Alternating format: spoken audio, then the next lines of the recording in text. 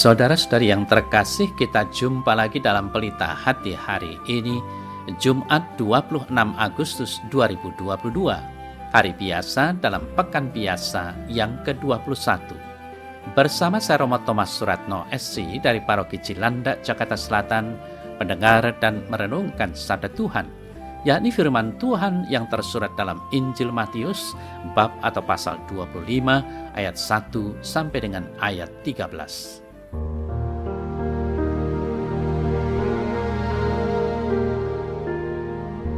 Pada suatu hari, Yesus mengucapkan perumpamaan ini kepada murid-muridnya. Hal kerajaan surga seumpama 10 gadis yang mengambil pelitanya dan pergi menyongsong mempelai laki-laki. 5 di antaranya bodoh dan 5 bijaksana. Gadis-gadis yang bodoh itu membawa pelitanya tetapi tidak membawa minyak, sedangkan gadis-gadis yang bijaksana itu membawa pelitanya dan juga minyak dalam buli-buli mereka. Tetapi karena mempelai itu lama tidak datang-datang juga, mengantuklah mereka semua lalu tertidur. Waktu tengah malam terdengarlah suara orang berseru, "Mempelai datang, songsonglah dia." Gadis-gadis itu pun bangun semuanya, lalu membereskan pelita mereka. Gadis-gadis yang bodoh berkata kepada gadis-gadis yang bijaksana, "Berilah kami sedikit dari minyakmu itu, sebab pelita kami hampir padam." Tetapi jawab gadis-gadis yang bijaksana itu, "Tidak, nanti tidak cukup untuk kami dan untuk kamu. Lebih baik kamu pergi kepada penjual minyak dan beli di situ." Akan tetapi, waktu mereka sedang pergi untuk membelinya, datanglah mempelai itu dan mereka yang telah siap sedia masuk bersama-sama dengan dia ke ruang perjamuan kawin, lalu pintu ditutup. Kemudian datang juga gadis-gadis yang lain itu dan berkata, "Tuan, Tuan, bukakanlah kami pintu." Tetapi ia menjawab, "Aku berkata kepadamu, sesungguhnya aku tidak mengenal kamu. Karena itu berjaga-jagalah, sebab kamu tidak tahu akan hari maupun akan saatnya."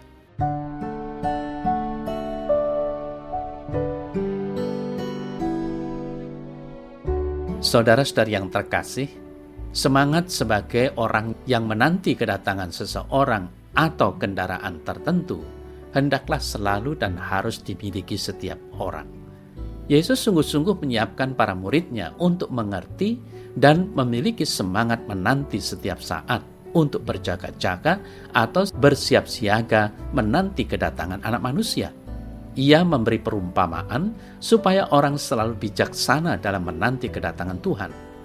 Hal kerajaan sorga itu seumpama 10 gadis yang mengambil pelitanya dan pergi menyongsong pengantin. Ada 5 gadis yang bijaksana dan 5 yang lainnya bodoh. Gadis-gadis yang bijaksana membawa pelita dan minyak, sedangkan gadis-gadis bodoh hanya membawa pelita tanpa minyak di dalam buli-bulinya. Nah, pengantin terlalu lama di tempat pesta dan tidak diketahui kapan tepatnya ia kembali ke rumah, sehingga ke-10 gadis itu tertidur. Sambil menikmati istirahat malam, terdengarlah suara berseru, "Pengantin datang dan sambutlah dia." Ke-10 gadis itu terbangun. 5 gadis bijaksana menyalakan pelita, sedangkan ke-5 gadis bodoh dan sudah ketiduran menyalakan pelita, tetapi sia-sia karena tanpa minyak. Mereka meminta kepada ke-5 rekan yang bijaksana, tetapi tidak diberikan. Mereka keluar dan membelinya, tetapi terlambat dan pintu rumah ditutup. Tuan rumah berkata kepada gadis-gadis yang bodoh itu, "Sungguh aku berkata kepadamu, aku tidak mengenal kalian."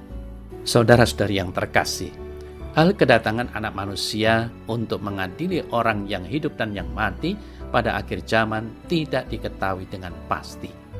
Oleh karena itu orang harus berjaga-jaga, bersiap siaga, dan bijaksana di dalam hidupnya. Setiap orang hendaknya bijaksana dan pelitanya hendaknya tetap bernyala. Setiap orang mesti setia dalam hidupnya, artinya ia hidup bijaksana. Orang yang tidak setia dalam hidupnya, ia juga tentu tidak bijaksana atau bodoh.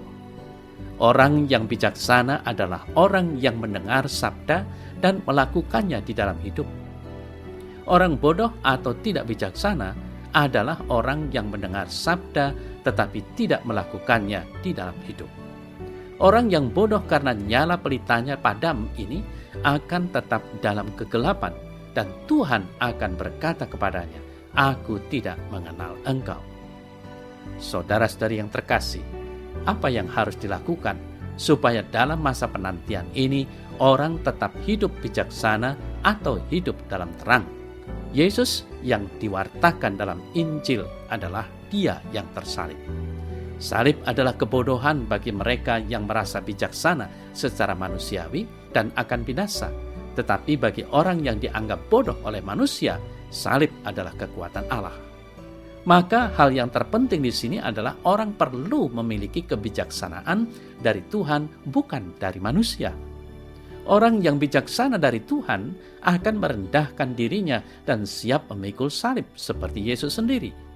Orang yang bijaksana dari dirinya sebagai manusia, dia akan menyombongkan dirinya dan tidak akan menerima salib. Saudara-saudari yang terkasih, pertanyaan selanjutnya adalah apa makna salib bagi para pengikut Kristus? Salib bukan hanya sebuah simbol berupa palang kayu yang kasar. Salib adalah segala duka dan kecemasan, segala penderitaan yang dialami setiap pribadi supaya pribadi lain menjadi bahagia. Orang yang bijaksana adalah orang yang siap memikul salib, menderita dan berkorban supaya sesamanya menjadi baik dan bahagia. Yesus berkata, "Barang siapa mau mengikuti aku, ia harus menyangkal diri, memikul salibnya hari demi hari."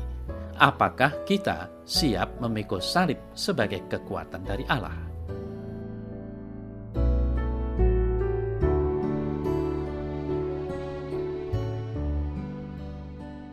Dalam nama Bapa dan Putra dan Roh Kudus. Amin.